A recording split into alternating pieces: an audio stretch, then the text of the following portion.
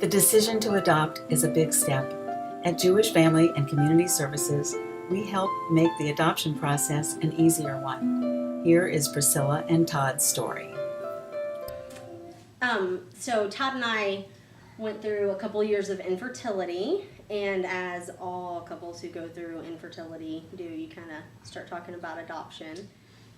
Some friends of ours had told us about foster care and how they were fostering some little kids, and I kind of decided, hey, we should sort of give back, through this whole infertility process. We need to give back to the community and maybe help take care of some kids before we start the adoption process. It took a little bit of convincing, I think, because you hear all the stereotypes of how horrible it can be and how horrible the children can be, and I thought, oh, it can't be that bad. Let's just jump in both feet.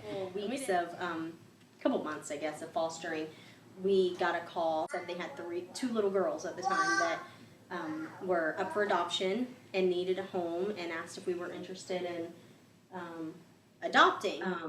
I fell in love as soon as I saw him, and I knew right away.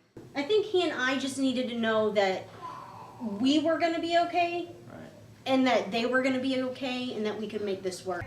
I think our story is unique because all of the girls come from the same biological mom, and that forms a bond. I never knew that you could love more than he and I loved each other.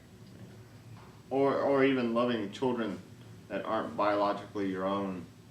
Some people think, well, I can never love somebody else's child as much as I would love my own. Can you wait? At First Coast Adoption Professionals, we pride ourselves on being a small agency that works very closely one-on-one with not only the birth parents, but also the adoptive couples, in trying to make this experience less overwhelming for them. The girls came to us through Jewish Family, and Rebecca Margulies was their adoption worker, and she is just a gem. She's so sweet, and took what can be a daunting process of paperwork and waiting and waiting and waiting and waiting and waiting, and made it seem short and quick and to the point and very easy. Very easy. Through my time with Todd and Priscilla, I got to know them on a personal level, and Priscilla and Todd shared with me their struggles. Just getting to see this adoption finalize was amazing. And Angela was Abigail's caseworker through the process, and she was on top of everything. And I mean, every question we gave her, she had an answer for it. If she didn't, she found an answer. She was just wonderful to work with. Even after the adoption, she still stays in contact with the girls. It's humbling every day.